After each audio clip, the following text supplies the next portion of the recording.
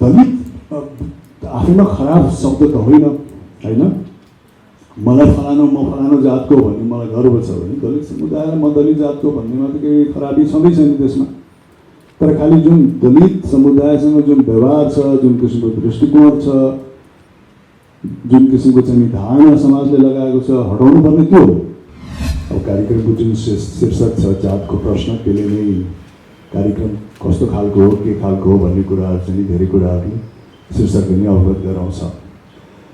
मलाई व्यक्तिगत सोध्नुहुन्छ भने असाध्यै चित्त नबुझ्ने कुरा, विशेष गरिकन हाम्रो संस्कृतिमा भन्नुहोस् या हाम्रो समाजमा भन्नुहोस् या हाम्रो परम्परामा भन्नुहोस्, हाम्रो रहन सहनमा या इभन हाम्रो केही हदसम्ममा धर्ममा गाँसिँदै आएको विभिन्न किसिमको प्रथाहरू, विभिन्न किसिमको ट्रेडिसनहरू, कुप्रथाहरू मध्येमा सबैभन्दा चित्त नबुझेको छैन यो जुन हाम्रो वर्ण व्यवस्थामा जातको आधारमा एउटा मान्छेले अर्को मान्छेप्रति गर्ने जुन भेदभाव, र भेदभाव मात्रै नभएर असाध्यै क्रूर हिसाबबाट अमानवीय व्यवहार गर्ने, हिमालको शेर्पाबाट लिएर चाहिँ तराईको चाहिँ मधेसका किसानहरूको समेत मैले भूमिका गरेको छु, पहाडका त सबै समुदायको गरेको छु, विभिन्न दलित पृष्ठभूमिका व्यक्तिहरूको पनि भूमिकाहरू निर्वाह गरेको छु, चाहे त्यो अहिलेको रुकुमको घटना होस् या अन्य अरू घटना होस्।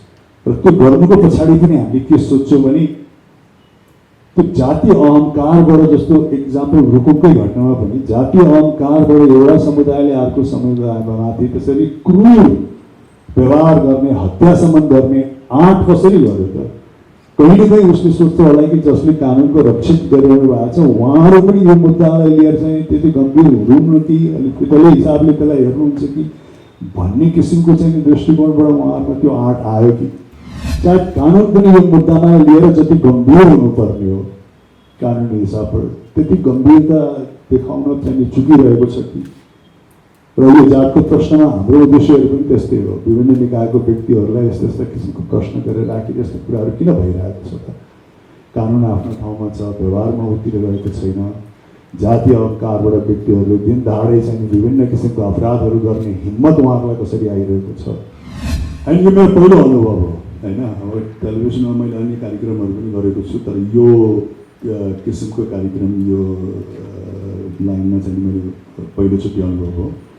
र प्रश्न सोध्ने स्थानमा बस्ने पनि मेरो पहिलो अनुभव हो। त्यसैले सिक्दैछु, गर्दैछु, गर्नेछौँ।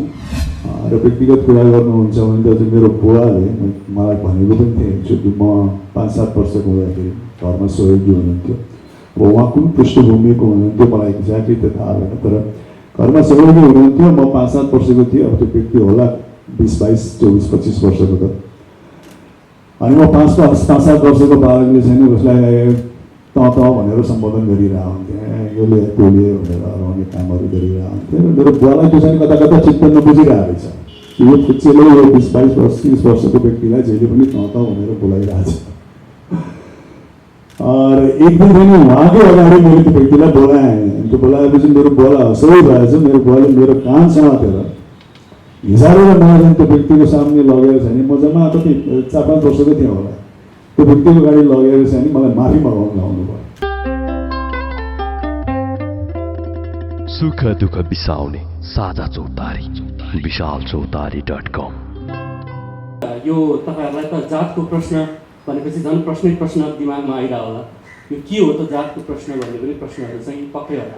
र यो मेरो दिमागमा चाहिँ यति धेरै प्रश्नहरू खेल्छ, त्यही भएर यो प्रश्न भन्ने कुरामा मेरो एकदम रुचि पनि छ। र उहाँको केही व्यक्तिगत कुरा छ भने पनि जोडेर उहाँलाई चाहिँ किन यो गर्न मन लाग्यो भन्ने कुरा सुन्न मन छ।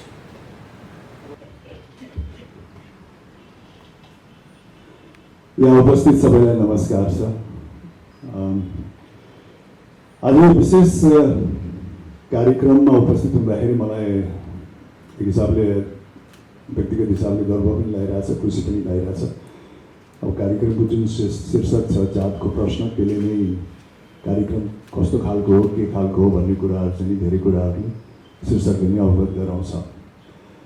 मलाई व्यक्तिगत सोध्नुहुन्छ भने असाध्यै चित्त नबुझ्ने कुरा, विशेष गरिकन हाम्रो संस्कृतिमा भन्नुहोस् या हाम्रो समाजमा भन्नुहोस् या हाम्रो परम्परामा भन्नुहोस्, हाम्रो रहन सहनमा या इभन हाम्रो केही हदसम्ममा धर्ममा गाँसिँदै आएको विभिन्न किसिमको प्रथाहरू, विभिन्न किसिमको ट्रेडिसनहरू, कुप्रथाहरू मध्येमा सबैभन्दा चित्त नबुझेको चाहिँ यो जुन हाम्रो वर्ण व्यवस्थामा जातको आधारमा एउटा मान्छेले अर्को मान्छेप्रति गर्ने जुन भेदभाव र भेदभाव मात्रै नभएर असाध्यै क्रूर हिसाबबाट अमानवीय व्यवहार गर्ने, खालि एउटै आधारमा कि त्यो व्यक्तिको चाहिँ नि पारिवारिक पृष्ठभूमि या उसको थर भएको कारणले गर्दाखेरि एउटा व्यक्तिले अर्को व्यक्तिमाथि चाहिँ नि अमानवीय व्यवहार गर्नको लागि चाहिँ उसले एक हिसाबले छुट पाएको र उसको हक पनि सोच्दै आएको। यो कुरा चाहिँ मलाई खासै चित्त पनि बुझेको थिएन र इलोजिकल पनि लागेको थियो। मैले यसमा कुनै किसिमको लजिक पनि फेला परिरहेको थिएन। र मेरो पृष्ठभूमि भन्नुहुन्छ भने अब म पनि अब यही समाजकै उपज हुँ। मेरा पुर्खाहरूमा पनि अब जुन सामाजिक रीतिरिवाज या कुरीति जुन थियो त्यो केही न केही हदसम्म चाहिँ उहाँहरूले पनि अपनाउँदै आउनु भएको थियो। तर त्यो हुँदाहुँदै पनि मैले के भन्छु भने मेरो जो बुवामा हुनुहुन्थ्यो उहाँ चाहिँ असाध्यै प्रगतिशील विचारका हुनुहुन्थ्यो। त्यसमा चाहिँ मलाई असाध्यै नै गर्व लाग्छ। अब मेरो हजुरआमा हजुरबुवाहरूसम्म चाहिँ केही हदसम्ममा उहाँहरूले अवश्य पनि त्यस्तो किसिमको चाहिँ प्रथा अपनाउनु नै भएको थियो जुन चाहिँ मैले प्रत्यक्ष देखेको पनि थिएँ। विभिन्न पृष्ठभूमिको विभिन्न जातको व्यक्ति आए भने उहाँहरूको व्यवहारमा केही न केही परिवर्तन भएको चाहिँ देखिन्थ्यो। मेरो आमामा पनि अलिअलि देखिन्थ्यो। तर त्यो हुँदाहुँदै पनि उहाँहरूले हामीहरूलाई चाहिँ कहिले पनि यस्तो कुरामा चाहिँ एकदम यही हुनुपर्छ भनेर लाग्ने काम चाहिँ उहाँहरूले कहिले पनि गर्नु भएन।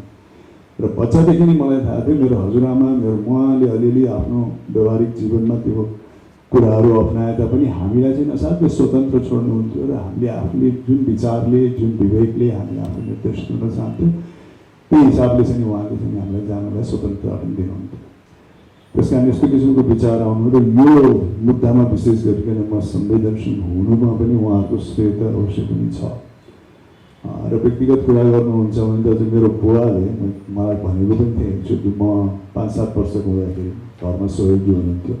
अब उहाँ कुन पृष्ठभूमिको हुनुहुन्थ्यो मलाई एक्ज्याक्टली त थाहा भएन। तर घरमा सहयोगी हुनुहुन्थ्यो। म 5-7 वर्षको थिएँ। अब त्यो व्यक्ति होला 20-22-24-25 वर्षको त। अनि म 5-7 वर्षको बालकले चाहिँ उसलाई त भनेर सम्बोधन गरिरहेको हुन्थेँ। यसले त्यसले भनेर अराउने कामहरू गरिरहेको हुन्थ्यो। र मेरो बुवालाई त्यो चाहिँ कता कता चित्त नबुझिरहेको रहेछ। यो खुच्चेले यो 20-22-30 वर्षको व्यक्तिलाई जहिले पनि त भनेर बोलाइरहेछ। र एक दिन पनि उहाँकै अगाडि मैले त्यो व्यक्तिलाई बोलाएँ। त्यो बोलाएपछि मेरो बुवालाई हँसाइ भएछ। मेरो बुवाले मेरो कान समातेर हिसाबेर मलाई त्यो व्यक्तिको सामने लगेर चाहिँ म जम्मा कति 4-5 वर्षको थिएँ होला। त्यो व्यक्तिको गाडी लगेर चाहिँ मलाई माफी मगाउनु लाउनु भयो कि आइन्दा म चाहिँ तपाईँले कहिले पनि त भन्दिनँ भनेर। त्यसमा त्यो प्रोसिजर चाहिँ मैले बाल्यकालदेखि नै पाएको हो। त्यो फ्यामिली उसले पनि त्यसले एउटा प्रभाव पनि पार्छ र त्यो सायद जुन अहिले संवेदनशीलता ममा आएको छ त्यो कारण पनि हुनसक्छ। र जुन हामी अब देख्दै आइरहेका छौँ अब एउटा ध्रुव सत्य के हो भने अब हाम्रो समाजमा मात्रै हामी संसारभरि नै देख्छौँ नि कि यो अमानवीय व्यवहार चाहिँ नि व्यक्तिले व्यक्तिमाथि जातको हिसाबमा, रङको हिसाबमा, पृष्ठभूमिको हिसाबमा जता पनि देखिरहेका हुन्छौँ कि त्यसैले एकदमै यसलाई चाहिँ नि एकदम जादुको छडी जस्तो गरेर चाहिँ नि छुमन्तर गरेर यसलाई जगदेखि चाहिँ नि जरोदेखि उकालेर चाहिँ नि यसको समाधान हुन्छ तुरुन्तै भन्ने कुरामा चाहिँ नि असाध्यै ठुलो प्रश्न चिन्ह पनि छ र त्यो अन्यलता पनि छ। तर त्यो हुँदाहुँदै पनि यस्तो विषयवस्तुमा हामीहरूको कर्तव्य र कर्म के भन्छ भने यसको बारेमा डिस्कस गरिरहने, बोलिरहने, यस्तो कार्यक्रमहरू बनाइरहने, पब्लिकमा गएर चाहिँ नि यस्ता किसिमका अन्यायहरू सम्प्रेषण गर्ने कार्य चाहिँ हामीहरूमा हुनै नै पर्छ। र यो अहिलेको यो हामीले जुन कार्यक्रम सञ्चालन गरिरहेका छौँ त्यसको मुख्य उद्देश्य पनि त्यही नै हो। र जहाँसम्म जातीय कुराहरू आउँछ, जातीय कुरामा फेरि जो जातमा सीमित हुनुहुन्छ उहाँहरूले मात्रै चाहिँ नि त्यसको समस्या हल गर्न पर्छ भन्ने पनि होइन। किनकि कुनै पनि समुदायमा परेको समस्यामा खालि त्यो समुदायले मात्रै त्यो समस्याबाट चाहिँ नि आफै उठ्नको लागि त्यति सजिलो हुँदैन र अन्य अरूको पनि जरुरत पर्छ। त्यो अन्य अरूको जरुरत किन पर्छ भने त्यो सबैको भूमिका हुन्छ त्यो समाजलाई या त्यो व्यक्तिलाई चाहिँ त्यो अवस्थामा पुर्याउनको लागि। त्यसैले त्यो अवस्थाबाट निकास गर्नको लागि पनि सबैको भूमिकाको चाहिँ नि जरुरत पर्न आउँछ। त्यसैले अब जो दलित समुदायका हुनुहुन्छ उहाँहरूको समस्यामा हातमालो गर्न, उहाँहरूको समस्या उजागर गर्न र उहाँहरूलाई न्याय गर्नको लागि चाहिँ नि गैर दलित व्यक्तिहरूको पनि उत्तिकै जिम्मेवारी पर्न आउँछ। र अन्य समुदाय पनि त्यही हो, महिलाको समस्यामा खालि महिलाले मात्रै हक गर्न सक्दैन, महिलाको समस्यामा पुरुषले पनि हातमालो गर्यो भने मात्रै महिलाको हक अधिकार हुनसक्छ। र हाम्रो अहिले यहाँ मैले सबैभन्दा जटिलता चाहिँ के देखेको छु भने हाम्रो कानुन चाहिँ आफ्नो ठाउँमा हुँदाहुँदै पनि कानुन सशक्त छ, कानुनमा कुनै खोट छैन होइन, कानुनमा जे हुनुपर्ने हो त्यो छँदैछ। तर विडम्बना के हुँदो रहेछ भने कानुनमा लेख्न जति सजिलो हुन्छ व्यवहारमा उतार्न त्यति नै गाह्रो हुँदो रहेछ। जुन चाहिँ परम्परागत हिसाबबाट चलिआएको रीतिरिवाज त्यसलाई मेटाउन, त्यो मनोविज्ञानलाई चाहिँ मेटाउन चाहिँ अत्यन्त नै कठिन हुँदो रहेछ। त्यस कारण कानुन आफ्नो ठाउँमा हुँदाहुँदै पनि व्यवहारिक हिसाबमा त्यो त्यही खरो हिसाबले उत्रिन नसकेको कारणले चाहिँ हामी विभिन्न किसिमको यो भेदभाव, विभिन्न किसिमको चाहिँ अमानवीय व्यवहार एउटा समुदायले अर्को समुदायलाई गर्ने हामी देखि नै रहन्छौँ होइन। चाहे त्यो अहिलेको रुकुमको घटना होस् या अन्य अरू घटना होस्। र त्यो गर्नुको पछाडि पनि हामीले के सोध्छौँ भने त्यो जातीय अहङ्कारबाट, जस्तो इक्जाम्पल रुकुमकै घटनामा पनि जातीय अहङ्कारबाट एउटा समुदायले अर्को समुदायमाथि त्यसरी क्रूर व्यवहार गर्ने, हत्यासम्म गर्ने आँट कसरी गर्यो त? कहीँ न कहीँ उसले सोच्थ्यो होला कि जसले कानुनको रक्षित गरिरहनु भएको छ उहाँहरू पनि यो मुद्दालाई लिएर चाहिँ त्यति गम्भीर हुनुहुन्न कि अलिक त्यसले हिसाबले त्यसलाई हेर्नुहुन्छ कि भन्ने किसिमको चाहिँ दृष्टिकोणबाट उहाँहरूमा त्यो आँट आयो कि। त्यसैले यसलाई चाहिँ सबै निकाय, सबै व्यक्तिहरूले चाहिँ यसलाई असाध्यै गम्भीरतापूर्वक मनन गर्नुपर्छ कि जे कुरा कानुनमा छ त्यो कानुनमा चाहिँ भएको कुरालाई 100% कार्यान्वयन र कार्यान्वयन पनि तुरन्त कार्यान्वयन कसरी गर्न सकिन्छ भने अर्को एउटा लास्ट तपाईँको 4-5 वर्षदेखि चाहिँ टिचिङ हस्पिटलमै छ। त्यो 5 वर्षसम्म लावारिस त्यहाँ रहिनुको कारण के हो? एउटा न एउटा पक्षमा निर्णय त हुनुपर्ने हो नि यति बेलासम्म। त्यसले गर्दाखेरि समाजमा एउटा उदाहरण नमुना के नजिर के जान्छ भने तपाईँको सायद कानुन पनि यो मुद्दामा लिएर जति गम्भीर हुनुपर्ने हो कानुनी हिसाबबाट त्यति गम्भीरता देखाउन चाहिँ चुकिरहेको छ कि। र यो जातको प्रश्नमा हाम्रो उद्देश्यहरू पनि त्यस्तै हो, विभिन्न निकायको व्यक्तिहरूलाई यस्ता यस्ता किसिमको प्रश्न गरेर राखेर यस्ता कुराहरू किन भइरहेको छ त? कानुन आफ्नो ठाउँमा छ, व्यवहारमा उत्रिरहेको छैन। जातीय अहङ्कारबाट व्यक्तिहरूले दिन दहाडै चाहिँ विभिन्न किसिमको अपराधहरू गर्ने हिम्मत उहाँहरूलाई कसरी आइरहेको छ? यस्ता कुराहरूकै चाहिँ हामी प्रश्नका चाहिँ हामी उत्तरहरूको खोजीमा गइरहेछौँ यो जातको प्रश्नमा। त्यसैले यसमा चाहिँ हामी सबैजना असाध्यै नै संवेदनशील हुनुपर्छ। यसलाई मैले खालि एउटा कार्यक्रमको रूपमा, एउटा प्रस्तुताका रूपमा भन्दा पनि मैले यसलाई आत्मसात गरेरै मैले यो मुद्दामा चाहिँ केही आफ्नो हिस्सा चाहिँ प्रकट गरेको हो। यो मात्रै होइन कि म खालि यसलाई प्रस्तुत गर्छु र एउटा प्रोफेसन हिसाबबाट यसलाई संसार गर्छु भनेर मात्रै पनि होइन। र मेरो आफ्नो व्यक्तिगत व्यवहार, मेरो आफ्नो व्यक्तिगत संवेदनशीलताले पनि मलाई असाध्यै एउटा निर्देशित चाहिँ गरेको छ। विभिन्न बेलामा सुटिङ गर्दाखेरि पनि मैले विभिन्न किसिमका यस्तो अनुभवहरूबाट लिएको छु। तपाईँहरूलाई थाहा छ म कलाकार हुँ र यस्तो कलाकार हुँ सायद नेपालमा कुनै पनि पृष्ठभूमिको कुनै पनि समुदायको व्यक्तिलाई मैले प्रतिनिधित्व नगरेको सायद चाहिँ चलचित्रमा छैन होला। हिमालदेखि तराईसम्म, पूर्वदेखि पश्चिमसम्म विभिन्न समुदायहरू, विभिन्न पृष्ठभूमिका व्यक्तिहरू, हिमालको शेर्पाबाट लिएर चाहिँ तराईको चाहिँ मधेसका किसानहरूको समेत मैले भूमिका गरेको छु। पहाडका त सबै समुदायको गरेको छु। विभिन्न दलित पृष्ठभूमिका व्यक्तिहरूको पनि भूमिकाहरू निर्वाह गरेको छु। र एउटा कलाकारले जब कसैको भूमिका निर्वाह गर्छ त्यो खालि एउटा कलाकारितामा मात्रै पनि सीमित रहँदैन कि बाहिरको हेर्ने व्यक्तिलाई के लाग्छ भने उसले एउटा एक्टिङ गर्ने कर्तव्य थियो, गऱ्यो गयो।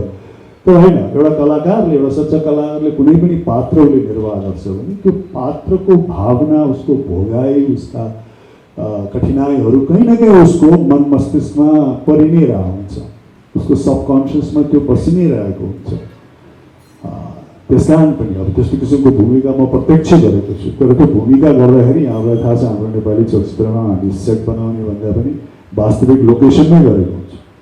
फलामको काम गर्ने व्यक्तिको भूमिका निर्वाह गर्दाखेरि फलामको काम गर्ने व्यक्तिको घरमै गएर हामीले चाहिँ त्यो छानबिन गर्छौँ। उहाँले जहाँ ठाउँमा बसेर आफ्नो कार्य गर्नुहुन्छ त्यही ठाउँमा बसेर मैले पनि कार्य गरेको छु। अनि खाना खाने टाइम भयो भने उहाँकै घरमा बसेर मजाले खाएको पनि छौँ। र समाजमा पनि एउटा किसिमको चाहिँ नि मैले यो के भनौँ न हिपोक्रेसी भन्ने कि यो दुविधा मैले के देखेको छु भने हामीहरू त्यहाँ सुटिङ गर्न जाँदाखेरि पनि गाउँलेहरू सबैजना चाहिँ उहाँकै घरमा आउनुहुन्थ्यो। अनि उहाँले भन्नुहुन्थ्यो तपाईँहरू आउँदाखेरि त यिनीहरू वर्षौँसम्म चाहिँ हाम्रो घरमा कोही पनि आउनुहुन्थ्यो, पैसा पनि पर्दैन थियो, तपाईँहरू यहाँ आउनुभयो त पुरा गाउँ नै मेरो घरभित्र छ भन्नुहुन्थ्यो। त्यस कारण त्यहाँ उयो पनि देखिन्छ कि एउटा भनौँ न दुविधा पनि एउटा हिपोक्रेसी पनि देखिन्छ। त्यसले गर्दाखेरि पनि मान्छेले खालि यो उहाँसँग भेटेर उहाँसँग जाने बित्तिकै उहाँ अर्को व्यक्तिको चाहिँ नि एकदमै रोग लागिहाल्ने मृत्यु भइहाल्ने त होइन रहेछ। खालि एउटा परम्पराबाट आएको एउटा मनोविज्ञानले मात्रै चाहिँ त्यो निर्देशित गरेको रहेछ, एउटा कुप्रथा र कुविचारले मात्रै त्यो निर्देशित गरेको रहेछ। त्यसलाई हटायो भने त त्यो समस्या नै रहँदैन। त्यस कारण त्यही नै हो, त्यही कुराहरूसँग सचेत गर्न हामीहरू अगाडि बढिरहेको छौँ। म एन्टायर टिम हाम्रो समता फाउन्डेसन परिवारजी लगायत उहाँको एन्टायर टिमलाई मलाई समावेश गरिदिनु भयो यसमा, जो मुद्दामा चाहिँ म साथै संवेदनशील छु। यहाँहरू सबैलाई धन्यवाद छ। अब कान्तिपुर टेलिभिजन होइन तपाईँले प्रसारण गर्दै हुनुहुन्छ, दिनेशजीलाई मैले सायद चाहिँ कान्तिपुर टेलिभिजनको हेर भएपछि पहिलोचोटि गर्दैछु होइन। शुभकामना छ तपाईँलाई, खुसी लाग्यो। र यहाँ सबैलाई धेरै धेरै धन्यवाद छ। हाम्रो कुराहरू चाहिँ राम्रोसँग सम्प्रेषण गरिदिनु होला। थ्याङ्क यू, धन्यवाद। व्यक्तिहरूसँग 1-to-1 कन्भर्सेसन गर्छु म र अर्को व्यक्ति। हामी यो 12 एपिसोड छ, 12 एपिसोडमा चाहिँ लगभग हामीसँग 10-11 जना विभिन्न पृष्ठभूमिका व्यक्तित्वहरू आउनुहुन्छ। यो राजनीतिबाट पनि हुन सक्नुहुन्छ, कानुनको पृष्ठभूमिबाट पनि हुन सक्नुहुन्छ, प्रहरी प्रशासनबाट पनि हुन सक्नुहुन्छ।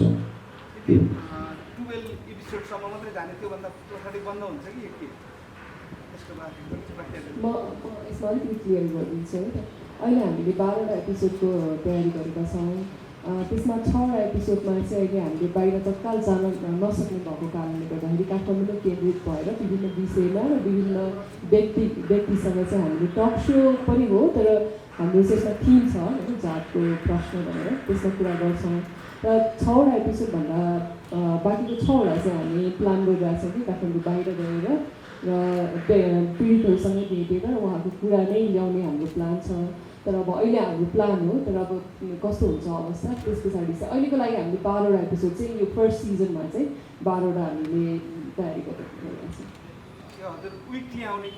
हजुर, विकली आउँछ र शनिबार 6:30 बजे बेलुकी कान्तिपुर टेलिभिजनबाट र 10 बजे राति फेरि पुनः प्रसारण हुन्छ। 6:30 बजे बेलुका 10 बजे पुनः प्रसारण हुन्छ। हप्तामा 4 चोटि रिटेलिकास्ट हुन्छ र त्यसको अडियो भर्सन चाहिँ रेडियो कान्तिपुर, रेडियो राष्ट्रकोले पनि त्यसलाई प्राइम टाइममा प्रसारण गर्नेछ।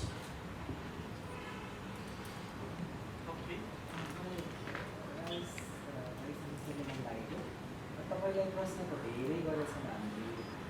तपाईँले अरूलाई प्रश्न गर्दाको अनुभव चाहिँ सेयर गर्नुहुन्छ। अहिलेसम्म कतिजनालाई प्रश्न मेरो मनको कुरा बोल्नुभयो नि तपाईँले, के जस्तो होइन। यो मेरो पहिलो अनुभव हो होइन। अब टेलिभिजनमा मैले अन्य कार्यक्रमहरू पनि गरेको छु, तर यो किसिमको कार्यक्रम यो लाइनमा चाहिँ मेरो पहिलोचोटि अनुभव हो।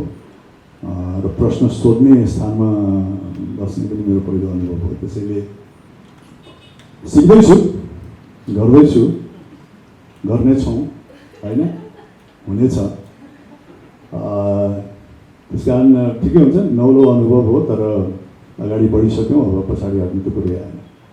हुन त अघि नै पनि भनिसक्नुभयो तपाईँले, फिल्ममा चाहिँ धेरै लगभग सबै नेपालीहरूको प्रतिनिधित्व गरेर पात्र निभाएको छ। तर मलाई लाग्छ तपाईँले वास्तविक जीवनमा चाहिँ जातीय विभेद महसुस गर्नु परेको छ। र तपाईँले प्रश्न गर्दाखेरि जो तपाईँको अतिथि हुनुहुन्छ उहाँलाई चाहिँ तपाईँलाई त्यो महसुसै छैन भन्ने कसरी महसुस गरेर प्रश्न गर्नुहुन्छ? होइन, हाम्रो यो जुन विभिन्न गेस्टहरूसँग वार्तालाप हुन्छ, कुराकानी हुन्छ, त्यो विशुद्ध एउटा पत्रकारले अर्को व्यक्तिलाई गर्ने लाइनमा सायद हुँदैन होला। हाम्रो उद्देश्य चाहिँ नि के हुन्छ भने जसलाई पनि हामी गर्छौँ, अब उहाँहरू आफ्नो आफ्नो जुन पृष्ठभूमिलाई प्रतिनिधित्व गर्नुहुन्छ त्यो विधाबाट त केही न केही आइहाल्छ, तर त्यो बाहेक पनि उहाँहरूको व्यक्तिगत अनुभवको बारेमा पनि सोध्छौँ। उहाँहरूले चाहिँ आफ्नो जीवनकालमा योसँग सामना गर्नु भएको छ कि छैन, यस्ता किसिमको अनुभव उहाँहरूलाई छ कि छैन, उहाँको परिवारमा कस्तो किसिमको चाहिँ व्यवहार हुन्थ्यो, अहिले आएर उहाँको व्यक्तिगत कस्तो किसिमको व्यवहार छ, त्यस्ता किसिमका प्रश्नहरू पनि हामी सोध्छौँ। त्यस कारण यो विशुद्ध एउटा पत्रकारले एउटा मुद्दामा अर्को व्यक्तिलाई एकदमै र्याकर्याक्ती पार्ने किसिमको छलफल पनि हुँदैन। समग्र रूपमा चाहिँ उहाँहरूको दृष्टिकोण र अब जुन जुन विधालाई उहाँहरूले प्रतिनिधित्व गर्नुहुन्छ त्यो विधा सम्बन्धी केही प्रश्नहरू त अवश्य पनि हामी सोध्छौँ। तर मुख्यतया त हामी विभिन्न पृष्ठभूमिको व्यक्तित्वबाट चाहिँ यो जुन जातीय प्रथा छ, भेदभाव छ, त्यसमा उहाँको व्यक्तिगत अनुभव, त्यसको बारेमा जुन हाम्रो समाजमा छ त्यो उहाँहरूलाई कस्तो लागिरहेको छ, अब यो कसरी हट्न सक्छ, होइन, कति बेरसम्म यो जाने हो, यस्ता यस्ता कुराहरू चाहिँ बुझ्ने प्रयास गर्छौँ। अर्को चाहिँ यो लकडाउनको बिचमा धेरै प्रश्नकर्ताहरू अलिकति आलोचना पनि भइरहेको छ, ट्रोलिङ पनि भइरहनु भएको छ, तपाईँले प्रश्न गर्नु भएको छ एकदम संवेदनशील विषयमा, होइन। अब त्यो एपिसोड रिलिज भइसके पछाडि फेरि तपाईँ आफैले चाहिँ त्यो जुन प्रश्न सोध्नुहुन्छ कस्तो खालको रियाक्सन आउला, अथवा म आफै पनि ट्रोलिङ हुने हो अथवा टिकटमा त्यसरी प्रेजेन्ट हुने हो भन्ने खालको चिन्ता भनौँ न, यो तपाईँलाई परेको छ? नेपालीमा एउटा उखान छ कि त अचानकमा टाउको राख्दैन राख्नु, अचानकमा टाउको राखेपछि खुकुरीसँग के डरायो, होइन। यो गर्दै जानुहुन्छ, यसको परिणाममा मलाई के होला, कसो होला, कहाँबाट के होला भन्ने सोच्दा त्यो अहिले त्यो सायद इमेच्योर पनि भयो, प्रिमेच्योर पनि भयो। अहिले त हाम्रो सबै फोकस केमा रहन्छ भने यी प्रश्नहरू सम्बन्धित व्यक्तिहरूलाई कसरी गर्ने र यो मुद्दालाई चाहिँ समाजमा कसरी सम्प्रेषण गर्ने, विभिन्न जुन कठिनाइहरू चाहिँ समाजमा बिहोर्न परेको छ त्यसलाई कसरी उजागर गर्न सकिन्छ भन्ने नै हो। जुन यो जात छ, जातको बारेमा जुन ल बनिएको छ त्यसको इम्प्लिकेसन गर्नको लागि तपाईँहरूले राजनीतिक व्यक्तित्वहरूलाई समावेश गर्नुहुन्छ कि हुँदैन यसमा? हुनुहुन्छ, हाम्रो राजनीतिक पृष्ठभूमिबाट हुनुहुन्छ, कानुनको पृष्ठभूमिबाट हुनुहुन्छ, अन्य भनौँ न प्रहरीका पृष्ठभूमिबाट पनि हुनुहुन्छ। मुख्यतया अब हामी कहाँ कानुन भन्दा पनि व्यवहारमा उतार्ने चाहिँ कठिनाइ देखिएको छ र ती सम्बन्धित व्यक्तिहरूले पनि उहाँले कहीँ न कहीँ त्यो महसुस पनि गरिरहनु भएको छ। हामीले छलफल गरेको उसमा किन कानुनकै व्यक्तिहरूले पनि एकदमै यो 100% चाहिँ कानुनले काम गरिहाल्छ, गरिरहेछ भन्नेमा उहाँहरू पनि विश्वस्त हुनुहुन्न। जुन किसिमको एउटा परम्परा चलिरहेको छ, एउटा मनोविज्ञानमा यो चाहिँ असाध्यै नराम्रोसँग चाहिँ जगडिएर बसेको छ। बढ्ता काम चाहिँ त्यसले गरिरहेछ, बढ्ता निर्देशित त्यसले गरिरहेछ, त्यसलाई नै हटाउने ठुलो चुनौती हो। अहिले समाजमा एउटा दलित शब्द नै खारेज गर्ने भन्ने अभियान पनि चलिरहेको छ, यो विषयमा तपाईँले प्रश्न उठाउनुहुन्छ कि उठाउनुहुन्न? दलित आफैमा खराब शब्द त होइन, होइन। मलाई फलानु म फलानु जातको भन्ने मलाई गर्व छ भने दलित समुदायलाई म दलित जातको भन्नेमा त केही खराबी छँदै छैन त्यसमा। तर खालि जुन दलित समुदायसँग जुन व्यवहार छ, जुन किसिमको दृष्टिकोण छ, जुन किसिमको चाहिँ धारणा समाजले लगाएको छ, हटाउनु पर्ने त्यो हो। दलित समुदाय त आफू जे हुनुहुन्छ, जसो हुनुहुन्छ त्यसमा उहाँहरूलाई गर्व छ। जसरी हामी सबैजनालाई विभिन्न ठाउँ जो हुनुहुन्छ सबैलाई आफ्नो आफ्नो उसमा गर्व छ। दलित शब्द आफैमा खराब त होइन। अब अन्तिम दुईवटा कि एउटा तपाईँले जातको प्रश्न गर्दाखेरि अहिलेसम्म जति पनि अतिथिसँग संवाद गर्नुभएको छ, जस्तो जातीय विभेदमा यतिसम्म हुँदो रहेछ अथवा तपाईँलाई कुरा गर्दाखेरि आश्चर्य लागेको त्यस्तो कुराहरू छ तपाईँको अतिथिले भन्नुभएको कुराहरू? तपाईँको खालि तपाईँ भनेपछि मैले मलाई भनेर बुझ्नु पऱ्यो होइन तपाईँले सोधेको प्रश्न, उहाँहरूलाई होइन। अनि मैले एकचोटि सुटिङ गर्दा मैले पर्यटनसँग सेयर गरेको थिएँ क्यारे होइन, म पश्चिममा सुटिङ गरिरहेको थिएँ कि 15-20 वर्ष अगाडि। एउटा गाउँमा सुटिङ गरेको सायद सुर्खेततिर हो कि क्या जस्तो लाग्छ। सुर्खेतको अलिक दुर्गम क्षेत्रमा एउटा गाउँमा हामी सुटिङको लागि गएका थियौँ होइन। अनि सुटिङको क्रममा मेरो पार्ट चाहिँ अलिकति ब्रेक भइरहेको थियो। अनि मैले त्यो गाउँको एउटा साधारण गाउँले घर भित्र गएर चाहिँ म बसिरहेको थिएँ, आनन्द पनि लागिरहेको थियो। अनि बस्दाखेरि अब नेचुरली अब राई समाज त्यहाँ बसिरहेको छ भनेपछि गाउँलेहरू सबै त्यही झुन्डिनु भयो। ढोका खोलेर आउनु पनि भयो। अब त्यो घर चाहिँ अलिकति यस्तै अलिकति रेक्ट्याङ्गुलर किसिमको थियो। म यहाँ बसिरहेको थिएँ, ढोका त्यहाँ थियो। कोही आउनुहुन्थ्यो, कोही फोटो खिच्नुहुन्थ्यो, कोही कुराकानी गर्नुहुन्थ्यो अनि जानुहुन्थ्यो। एकजना व्यक्ति चाहिँ त्यो होलमा खालि ढोकानिर टुक्रो बसी मात्रै आउनुभएको थियो। अनि मैले नोटिस गरिरहेको थिएँ कि धेरैजना आउनुभयो, जानुभयो, त्यो व्यक्ति नजिक पनि आउनुहुन्न, बाहिर पनि जानुहुन्न, टुक्रो ढोकानिर बसिरहनु भएको छ। अनि यस्तै क्रममा सबैजना गइसकेपछि त्यो व्यक्ति त्यही नै हुनुहुन्थ्यो। अनि मैले भने तपाईँ किन त्यहाँ बसिरहनु भएको छ, त आउनुहोस् न कि फोटो खिच्ने हो कि कुराकानी हो कि यता नजिक आएर बस्नुहोस् भनेर मैले भने। अनि उहाँले भन्नुभयो होइन ठिक छ होइन आउनुहोस् न। होइन म अलिक मिल्दैन कि म मिल्दैन यस्तो मात्रै भन्नुभयो कि उहाँले। यो किन मिल्दैन अनि त्यसपछि खुल्यो। मैले छोडिदिनुहोस् न आउनुहोस् न। अनि उहाँ आउनुभयो, बस्नुभयो, गफ गर्नुभयो। अनि हाम्रो केही आत्मीयता पनि भयो। त्यसपछि म छायाङ्कनको लागि गएँ। अनि 2-3 घन्टा छायाङ्कन गरिसकेपछि र हाम्रो प्याकअप भइसकेपछि यसो हेर्छु त्यो व्यक्ति फेरि मैले त्यहाँ उभिरहेको थिएँ। उहाँको हातमा केही पोका पनि थियो। अनि त्यसपछि उहाँमा नजिक आएर के भन्नु, दाइ मैले तपाईँलाई घरमा गएर यहाँ चाहिँ नि अलिकति खानेकुरा पकाएर ल्याइदिएको छु, स्वीकार दिनुहोस् न भनेर। त्यो चाहिँ मेरो लागि सधैँ एउटा भनौँ न सधैँ महत्त्वपूर्ण अनुभव जस्तो लाग्यो कि जो व्यक्ति मेरो नजिक आउन हिचकिचाइरहनु भएको थियो, सम्बन्धित व्यक्तिको व्यवहारले गर्दा होइन, उसको आचरणले गर्दा उहाँलाई चाहिँ त्यो व्यक्तिलाई आफ्नो घरबाट खाना पकाएर ल्याइदिने उहाँले चाहिँ उ गर्नुभयो। भनेपछि त्यो खालि सबै कुरा चाहिँ नि मान्छेको व्यवहार, मान्छेको आचरणमै भर पर्दो रहेछ होइन। त्यसले चाहिँ मलाई सबभन्दा ठुलो शिक्षा सिकाएको त्यही हो। कान्तिपुरलाई यो लाग्यो खास, अनि तपाईँको आफ्नै केही कथा छ भने त्यो पनि प्लिज। नमस्कार सबैजनालाई, राजजी, डाइरेक्टर साहब, प्रोड्युसर साहब अनि रविजी सबैजना। पहिला कार्यक्रमको नाम सुन्ने बित्तिकै त्यसले एउटा आयतन, एउटा परिधि, एउटा गहिराई र एउटा उचाइ बोकेको महसुस भयो। त्यो हुने बित्तिकै प्रश्न छ कि यो कार्यक्रमले टार्गेट ग्रुप कुन हो र यो लडाइँ लामो समयसम्म जाने लडाइँको एउटा विषयवस्तु हो। त्यस कारणले त्यसमा इन्ट्रेस्ट भयो। दोस्रो अल्टिमेट सेलिङ पोइन्ट भनेको नेपाली चलचित्रको महानायक राजेश हमाल नै हो। उहाँको नाम त्यो हुने बित्तिकै जसरी प्रोड्युसर र समता फाउन्डेसनले सोच्यो कि एउटा त्यस्तो काम चाहिन्छ, एउटा त्यस्तो व्यक्तित्व चाहिन्छ जसले भनेको कुरा 4 जना मान्छेले रोकिएर सुन्छन्, त्यो हेड टर्नर राजेश हमाल हुन् भन्ने कुरामा दुई मत दिँदै थिएन र उहाँहरूको यो चोइसका लागि धन्यवाद पनि दिन्छु। तेस्रो पार्ट जातको इस्यु भर्खरै रुकुम घटनाले अत्यन्तै गहिरो घाउ दिएको छ। नेपाली दलित जातिहरूको उन्मुक्तिका लागि गरिएको आन्दोलन आज एक्जिस्ट गरिराखेका नेपाल कम्युनिस्ट पार्टी र नेपाल कङ्ग्रेस भन्दा पनि अगाडि छ।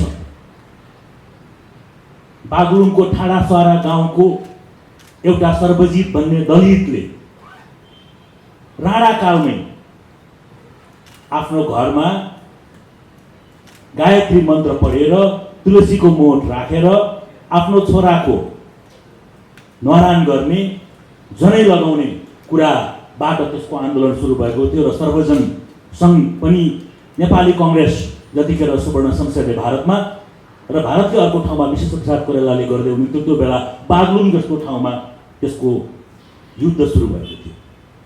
त्यो युद्ध लिम्पियाधुराको युद्ध जस्तै कालान्तरसम्म जाने कुरा करिब करिब निश्चित छ। त्यसकारण यतिखेर यो पुस्ताले पनि त्यो युद्धमा लागि पर्नुपर्छ र 2003बाट सुरु भएको त्यो युद्ध किन सकारात्मक मोडमा पुगेन अथवा आम जनताको माझमा पुगेन भन्नका लागि म व्यक्तिगत रूपमा र कान्तिपुर टेलिभिजन जस्तो संस्थाले पनि सहयोग गरोस् भन्ने भावनाले मैले एकै सर्टमा, एकै मिटिङमा र मेरो मित्र चिफ मार्केटिङ अफिसर गौरीशङ्कर दाल यहाँ हुनुहुन्छ कि पैसामा पनि हामीले डिल गरेनौँ, किनभने हरेक चिज पैसामा तौलिँदैन। त्यस कारणले यो एकैचोटिमा भयो र जातीयताको प्रश्नको हिसाबमा व्यक्तिगत रूपमा मेरो परिवारभित्र पनि त्यो डिस्क्रिमिनेसन आजभन्दा 53 वर्ष अगाडि जतिखेर मेरो बुवा र आमाको विवाह भयो, मेरो आमा शेर्पा भएका कारणले छेत्रीको चुलोमा गएर काम गर्न नपाउने अवस्था र त्यसको वर्षौँ पछाडि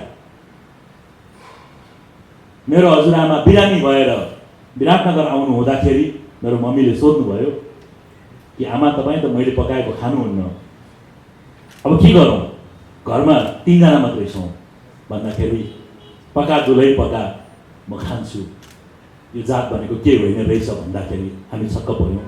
र त्यो कुरा सानो स्केलमा मेरो आफ्नै घरमा मैले भोगेको र थुप्रै पटक हामीले देखेको हुनाले त्यो देखेका र भोगेका कुराहरू अबका पुस्ताले भोग्न नपरोस् अथवा त्यो बिस्तारै न्यूनीकरण हुँदै जाओस् भन्ने उद्देश्यका लागि कान्तिपुर टेलिभिजनको यो पहलले अलिकति मात्रै भए पनि सहयोग पुर्याउँछ भन्ने हामीले आशा राखेका छौँ। र जहाँसम्म यहाँहरूले बनाउनु भएको टिजरको कुरा छ, राई समाजको उपस्थितिको कुरा छ, टिजरमा धेरै राम्रो कमेन्टहरू आयो, एकदमै राम्रो। र त्यहाँ साथीहरूले कमेन्ट पनि गरिराख्नु भएको थियो कि दिनेशजी आउने बित्तिकै यो एकदम स्टाइल पनि नयाँ छ यहाँ हो भने। मैले भने कि नो, मैले त प्लेटफर्म क्रिएट गरेको हो, यो मैले बनाएको होइन, मैले उहाँलाई ट्याग गरेर भनेको थिएँ कि यसको डिरेक्टर एकदमै राम्रो हुनुहुन्छ र उहाँहरूको एङ्गलहरू हो र हरेक क्रेडिट लिडरले त पाउँछ, तर लिडरले पनि त्यो क्रेडिट सबैलाई बाँड्नुपर्छ भन्ने मान्यताका अनुसार कान्तिपुर टेलिभिजनले त्यो चिज सार्वजनिक पनि गर्यो। र राई समाज जस्तो व्यक्ति एउटा इन्टलेक्ट, चलचित्रमा अभिनय गर्ने मान्छे थुप्रै पाउन सकिन्छ, बाहिर डमरू बजायो भने भिड थुप्रै पाउन सकिन्छ, तर भिडलाई नेतृत्व गरेर नेतृत्वलाई दिशानिर्देश गरेर दिमाग दिन सक्ने एउटा नेपाली चलचित्र उद्योगको मात्र होइन, नेपालकै हाम्रो समाजभित्रको एउटा इन्टलेक्ट मान्छे यसको एम्बेसडरको रूपमा यो सम्पूर्ण चिज काँधमा बोकेर गइराख्नु भएको छ। मलाई थाहा छ यसको असर अरूको भन्दा बढी नै हुन्छ। Thank you. Thank you so much प्रदीपजी। हामी सम्पूर्ण सञ्चारकर्मी साथीहरूलाई धेरै धेरै धन्यवाद व्यक्त यहाँ आइदिनु भयो। यो कोरोनाको समयमा पनि जोखिम मोलेर त्यसको लागि धेरै धेरै धन्यवाद। धेरै कुरा प्रदीप दाइले भनिसक्नु भएको छ, विवेकजीले पनि भनिसक्नु भएको छ यो प्रोग्रामको बारेमा के हो र किन गर्नु लागेको भनेर। तर मेरो आफ्नो एउटा टेक्निकल पार्टको टेक्निकल टिमको हिसाबले एज अ डाइरेक्टर थोरै मात्रै कुरा राख्न चाहन्छु। मैले यो क्षेत्रमा काम गरेको, टेलिभिजनमा काम गरेको झन्डै 12 वर्षभन्दा बढी भइसक्यो। अनि मैले सुरुवात पनि टेलिभिजन कार्यक्रम नै प्रड्युस गरेर सुरु गरेको हो। त्योभन्दा अगाडि मेरो ब्याकग्राउन्ड भन्दाखेरि जर्नलिजम हो। त्यसरी काम गर्दै आउँदाखेरि अहिलेसम्म थुप्रै प्रोग्रामहरू प्रड्युस गर्यो, डकुमेन्टहरू बनायो, फिल्म मेकिङमा धेरै लाग्यो। तर मलाई पहिल्यैदेखि नै हाम्रो समाज र हाम्रो वरिपरि रहेको विषयवस्तुमा है केही यस्तो काम गर्न मन थियो जसले चाहिँ लामो समयसम्म र एउटा इम्प्याक्ट छोडोस् भन्ने खालको चाहिँ यस्तो प्रोग्राम गरौँ भन्ने लाग्थ्यो। तर कहिले पनि त्यस्तो चाहिँ अब अपर्च्युनिटी मिलेन पनि। अब कामको हिसाबमा हामी धेरै जस्तो अब एउटा अब सर्भाइभ गर्नुपर्ने पनि हुन्छ कतिपय अवस्थामा। त्यही हिसाबमा काम गर्दै गर्दाखेरि त्यस्तो काम गर्न पाइएन। र अहिले यो प्रदीपजीले मलाई जब यो कार्यक्रमको बारेमा भन्नुभयो र यसरी गर्ने यस्तो छ आइडिया, कन्सेप्ट यस्तो छ भन्दाखेरि चाहिँ मैले मेरो दोस्रो मैले गर्ने नगर्ने यस्तो छ उस्तो छ भनेर मैले सोचै सक्दिनँ। मैले हुन्छ नै भन्ने, किनभने म पनि एउटा त्यही कम्युनिटीबाट बिलङ गर्ने भएको हुनाले मलाई थाहा छ कि समस्या कहाँ छ र कसरी भइरहेछ भनेर। हामी हरेक दिन चाहिँ मिडियामा यो देखिरहेछौँ, अहिले झन् धेरै नै देखिरहेछौँ। त्यो कुराहरू चाहिँ अब सबैले आफ्नो माध्यम हुन्छ त्यो कुरा व्यक्त गर्ने, कसैले चाहिँ अब भन्नु होला, लेख्नु होला, कसैले गीत गाउनु होला। तर मेरो माध्यम भनेको चाहिँ म फिल्म मेकर भएको हुनाले मेरो माध्यम भनेको चाहिँ फिल्म बनाउने, डकुमेन्ट्री बनाउने नै हो। मेरो माध्यम, मेरो व्यक्त गर्ने माध्यम नै त्यही हो। त्यो भएको हुनाले यो एउटा प्रोग्राम चाहिँ यस्तो एउटा प्लेटफर्म हुन्छ होला जुन चाहिँ हामीले भन्न लागेको र भन्न खोजेको कुरा र सोसाइटीलाई बुझाउन खोजेको कुरा चाहिँ यसबाट आउँछ जस्तो लाग्छ। तर टेक्निकल कुराहरूमा चाहिँ अहिले यस्तो समयमा हामीले काम गर्नु अलिकति गाह्रो नै भयो भन्नुपर्छ। हाम्रो प्लान चाहिँ अब जस्तो ट्राभल गर्ने थियो र पीडितहरू समक्ष पुगेर उहाँहरूको कुराहरू ल्याउनेदेखि लिएर उहाँहरूकै कुरा चाहिँ प्रत्यक्ष रूपमा ल्याउने थियो प्लान। तर अहिलेको जुन हाम्रो यो पेन्डेमिकको कारणले गर्दाखेरि हामी ट्राभल गर्न सकेन र हामीले प्रोग्रामको फर्मेटै चेन्ज गर्नु पर्यो र अहिले हामी काम पनि गरिरहेछौँ तर एकदम गाह्रो पनि भइरहेछ होइन फिजिकल मेन्टेनको कुरादेखि लिएर अलिकति आफ्नै पनि अब स्वास्थ्यको ख्याल गर्नुपर्ने साथसाथै जसको काम गरिरहेछ उहाँहरूको पनि ध्यान दिनुपर्ने सबै कुराहरू छ तर पनि हामी हाम्रो टिम समताको टिम राजेश दाई अनि दिनेश सरहरूको सबैको सहयोगले हामीले यो कार्यक्रम राम्रो बनाउने कोसिस गरिरहेका छौँ तपाईँहरू सबैको साथ र सहयोग पाउनेछौँ भन्ने आशा गर्दछु थ्याङ्क यू सो मच सुख दुःख बिसाउने साझा चौतारी विशालचौतारी.com